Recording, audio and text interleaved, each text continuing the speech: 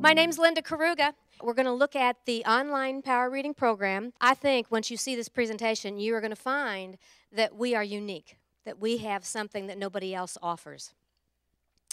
The program runs for students from kindergarten through high school. We're going to look at step-by-step procedure. I'm going to have you feel like the student and see exactly what steps you're going to be taking through the program, and then we'll show you a lot of the good features that are offered here, how easy it is to use, and then we're going to look at the types of reports. I think this is what you die for, are the reports, because the data collecting and the record keeping that we all have to do nowadays, it's like you need another day of the week just to keep track of everything. With RTI being where it is now, it's so important that you get good running records, you have good data that you have collected, and that you can pull it up instantly. That's the beauty of this. You just put in a time frame and you get data for that time frame. We're also going to look at how you can provide differentiated instruction for every single child that uses this program and how easy it's going to be for you to differentiate. All right, now you've got your student, beginning of the school year. He's ready to get started on his power reading. He's one of your RTI students. You've got to get him started. He's going to sit down at the computer, and he's going to start reading a passage. He'll just read a couple of paragraphs, answer a few questions, and then it's scored, and then another passage comes up. Very similar to your standardized test where you have an easy passage, and then it gets more difficult, more difficult, more difficult, until eventually you max out and you can't do any better. Same thing on here. He'll read until he makes too many errors to be reading easily and successfully, and the computer will stop. Here it stopped at 3.6. Anthony's in the 6th grade, and he got up to 3.6. Okay, so now we're ready to start reading. Remember, he read at 3.6. The computer will automatically bump him up to stretch him a little bit. So they're going to place him in a 4.1 story. He's going to listen and follow along with this story 2 times. Okay? Now, I want to play just a little sample of the recording of this story so that you'll hear the speed. Comic book heroes. When I was about your age, I loved comic books. I kept big stacks of them in the basement. I enjoyed the funny ones. The purpose in the recording, the way it is so that the kids can see and hear the words at the same time. And when they do that over and over, that's when the words begin becoming sight words for those kids. Now, this is the actual length of the story. You had 1 page. This is the 2nd page of the story. This is the first buy-in for the kids. They see the lengths of the stories, and they are so excited because they know they can complete 2 pages. They're literature-based stories. When they start counting those stories, and you watch them, 21, 22, 23, and you defeat them before they even get started. So they love and they buy in quickly to the shortness of the stories. Okay, they listen twice to this story, and then they're going to play the game. And I want you to say it with me. You're going to read the story how many times? 2 times. And then you're going to do what? Play the game. Then you're going to do what? Teacher conference, and then the questions. Okay, so here we go. When the child has listened to and played the game, then it's time to talk to the teacher. This is the screen that will be up for the teacher, and this is the screen that the teacher has to fill in. All right, so we sit down with Anthony, and I ask him, okay, Anthony, how many times did you listen to the story? 3. I type in 3.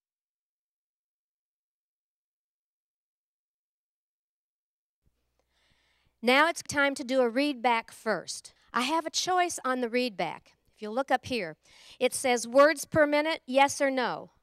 You have the option, do you want to have words per minute on the story or not? Sometimes some kids are just scared to death when they know they're being timed, and if it's not a necessity every time, you may decide you don't want to time the child this time. Let's say yes, that we do want to get words per minute. So as soon as I click on the yes box, it's going to bring my story back, and it's going to have a start reading at the top. But as soon as you click start reading, the timer begins. He's going to read until he gets to where the symbol comes up, time is up, stop reading. As soon as that comes up on the screen, the teacher will click the last word that they read. As soon as she clicks that word, words per minute is calculated and put into the box on the report. I have been counting the errors while he's reading to me, and he had one error. So I need to put the number of errors in there. So while the child reads, and the way I used to do it is I used to just kind of have my hands on my lap and I'd do my fingers so that I could keep count of the number of errors that they made.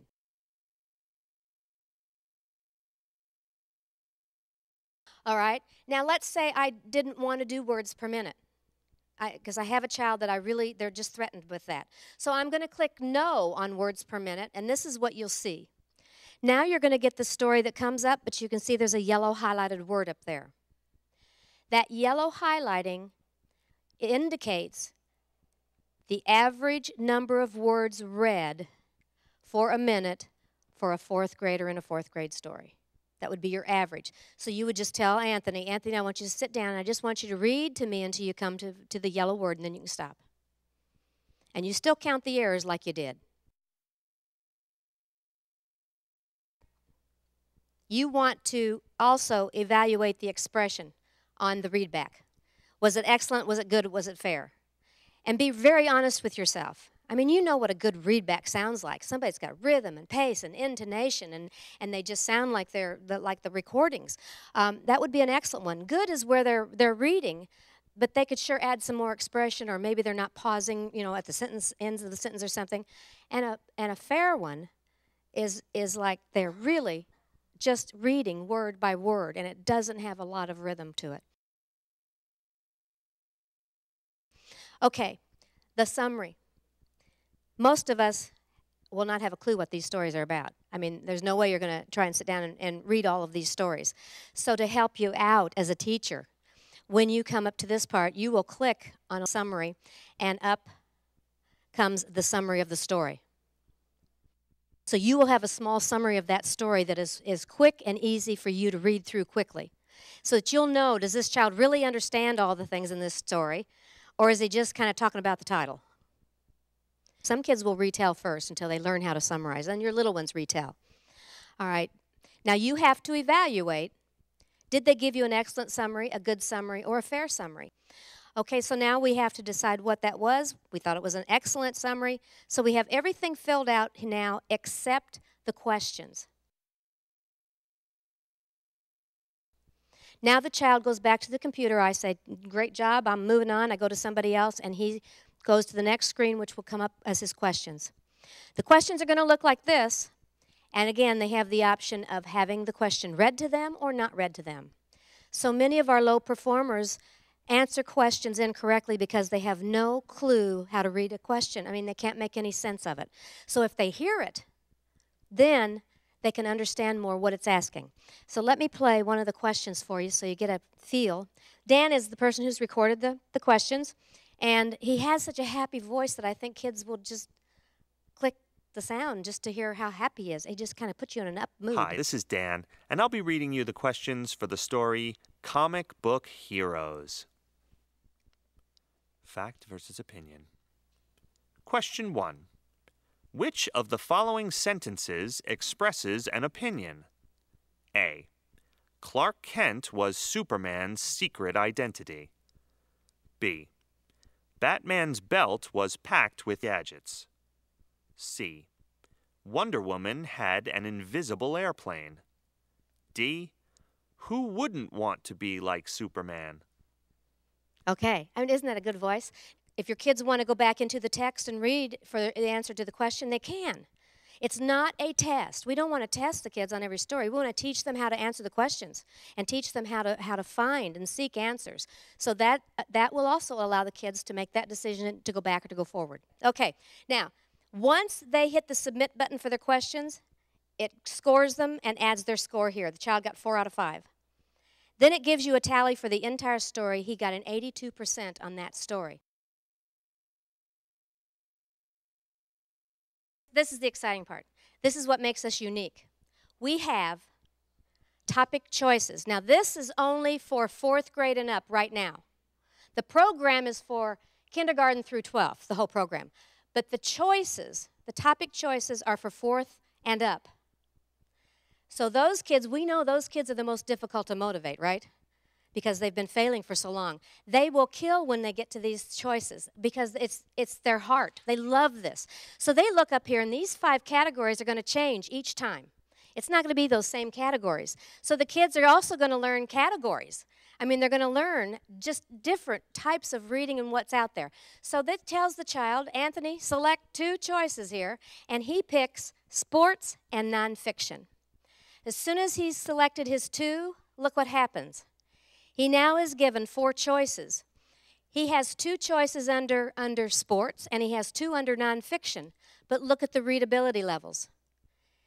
In September, he's reading on 4.1 when he gets his first choices. Now, the way it's going to work is they're going to read a couple, 2 or 3 stories, and then the choices will come up. Read 2 or 3 stories, and then they'll have choices again. So they know they're coming, and they know it's not too far away. So here you've got 2 4th grade level stories to pick from, and you also have 2 5th grade level stories to pick from.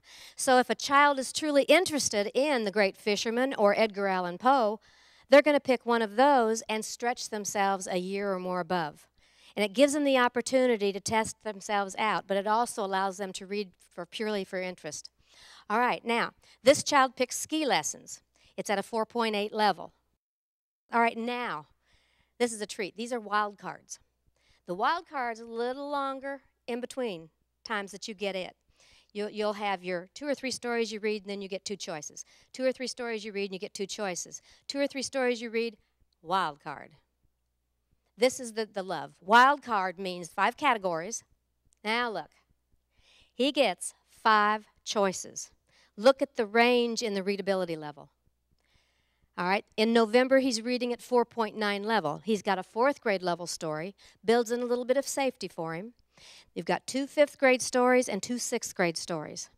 He truly can step out of his comfort zone and try a higher level story. That is wonderful. All right, so here he picks Pizza for Everyone at a 5.9 level.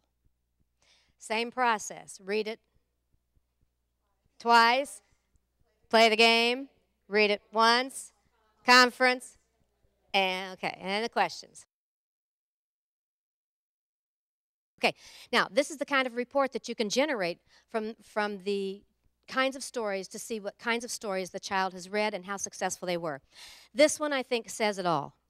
The blue lines, these are the stories that the computer gives Anthony automatically. He doesn't have a choice. That's what he's given. And notice that the computer bumps him up all the time, keeps him moving up, up, up. If he starts scoring 90-some% several times, the computer's going to jump him a little bit higher, and vice versa. If he's making too many mistakes, the computer's going to slow down the bumps and not bump as far. So the computer will adjust according to the way the child is scoring. Now, the yellow bars, these were where he was given 2 choices of categories. Okay? The red one is the wild card. Notice that when you can pick and you're interested in something, you're going to pick something on a higher level, and you still do better, because you buy into that story. Look how well he did on this. Now, I want to see what this story was, and I want to figure out what he did on that story. So all I have to do is click on the red bar, and up comes that story with that summary that you saw before, all of his scores, his words per minute, how many errors did he make, 4 out of 5 right, and so forth. So you'll be able to see, and you can click on any of those bars and get that same information of the story. The individual total report, now this is a great RTI report, or for your IEPs. Up here, you're going to put in the dates that you want to pull the report for. So if you want to pull it for about your grading period, you can. If you want to pull it for a month or 2 months or 6 months, whatever you want to do, you just put in the dates, and it will tell you how many stories Anthony read in that time frame. And it's also going to give you a beginning reading level for the beginning of that time frame and an ending reading level. It's going to list all the types of questions that Anthony addressed when he answered the questions about the story, and it's going to tell you exactly his percentage of accuracy. So for main idea, he's got 100%, so that's a good category for him.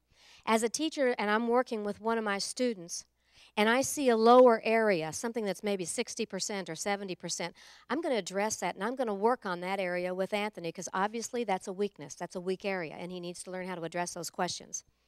It's going to give you the information on the story, the read back, the number of errors, the average, and the average expression, the average summary, and your average total score would be 86.3 for Anthony. You also get your graphs for fluency and for the reading skills. This is the skills report. Again, we put in the time frame that we want to pull the stories for. Where you see the green check marks, those are questions that he answered correctly for that story. The red X is one that he answered incorrectly. I'm curious why he answered that question incorrectly, and I want to find out more about it. I click on the red, and up comes a box that shows you the question and the correct answer and the answer that Anthony chose. So if you can start seeing a pattern developing on the way he's answering vocabulary, you will be better able to help him figure out how to work better with vocabulary. Isn't that cool? I mean, I love these reports. Okay, here's a progress report. This one the parents like and the students like because they can see progress. You can pull the dates, whatever months you want to have reflected. We've got September, he was reading at a 4.1 all the way through, and up here at June, he ends at 6.4. It's going to give you the first page of one story from each of those time frames so that your parents can actually read that first page and see what types of stories the kids are reading and the level that it's written. And the kids just look at that and say, boy, look at September, I was 4.1, and now I'm 2 years higher in June. For them, that's just proof of the pudding. And they remember reading those stories, so they know they did them.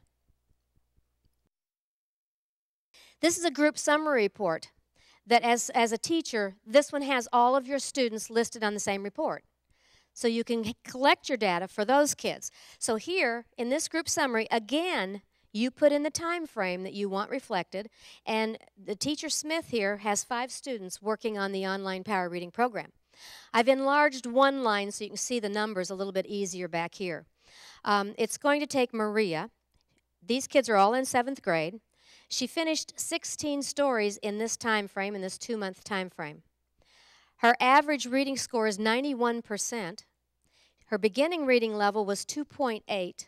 Her ending reading level is 3.3, so she made a gain of 0.5 during that time frame. Then it's going to take your whole class and average your whole class at the bottom. And your administrators will have access to these screens, so they can also pull up data to check to see how certain students are doing.